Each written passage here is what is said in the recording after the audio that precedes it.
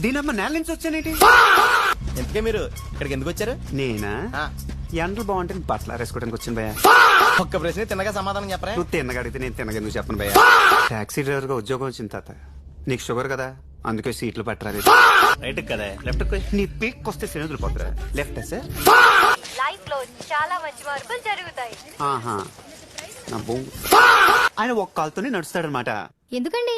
ఆ రెండో కాళ్ళని తీసి పారదొప్తాను కాబట్టి. హాయ్. అమ్మని ఫ్యాంటసీ మర్చి ఆటో టాక్సీ కావాలా?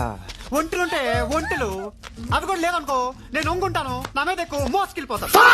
దావే దా మెతకి తొక్కివే పబ్లిక్ లో నేల కత్తుకుపోతాను. శని నీకు కావాల్సింది గిర్దువాల విలేజ్ కదా? ఏ నీ బ్యాగ్ లో ఉందా?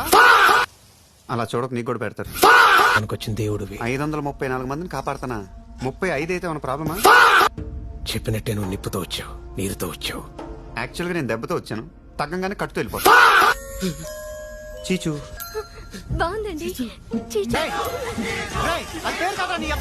దీన్ని తీసుకెళ్ళడానికి నన్ను నరకటం, దీన్నే మామూలుగా తీసుకెళ్ళచ్చు కదా. చెయ్యి నమ్మ బతుకు బురదలో పంది బతుకుతుంది, నువ్వు బతుకుతున్నావు ఎందుకురా? ఎదవన్నారు ఎదవ ఎదవ.